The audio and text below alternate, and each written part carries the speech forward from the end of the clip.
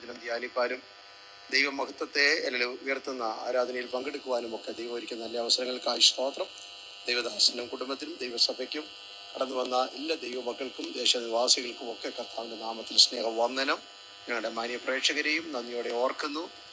ഗാനശുശ്രൂഷയിൽ കൂടെ നമുക്ക് ലഭിച്ച നല്ല നിമിഷങ്ങൾക്കായും കർത്താവിന് നന്ദി പറഞ്ഞുകൊണ്ട് വിശുദ്ധ തിരുവെഴുത്തിലേക്ക് ഞാൻ നിങ്ങളുടെ വിലപ്പെട്ട ചിന്തകളെ ക്ഷണിക്കുകയാണ്. 2 തിമോഥെയോസ് 4-ാം അധ്യായത്തിൻ്റെ 6 മുതൽ 8 വരെയുള്ള എഴുത്തുകളെ ആസ്പദമാക്കിയുള്ള ചിന്തകളാണ് നാം ഒരുമിച്ച് ധ്യാനിച്ചു വന്നത്.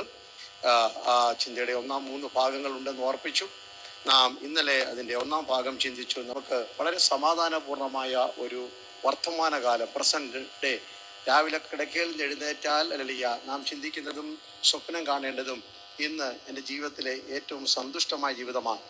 ആ സന്തുഷ്ടമായ ജീവിതത്തിൻ്റെ പ്രത്യേകത എന്താണെന്നാണ് ഇന്നലെ രാത്രി ഞാൻ ഓർപ്പിച്ചത്. മരണത്തെ മുന്നിൽ കാണുമ്പോൾ അപ്പോസ്തലനായ പൗലോസ് പറയുന്നു, എനിക്ക് വളരെ സമാധാനപൂർണമാണ് ഈ റോമ കാരാഗൃഹത്തിൽ ഇരിക്കുമ്പോൾ, കാരണം എൻ്റെ ജീവിതം ഒരു ആരാധനയാണ്.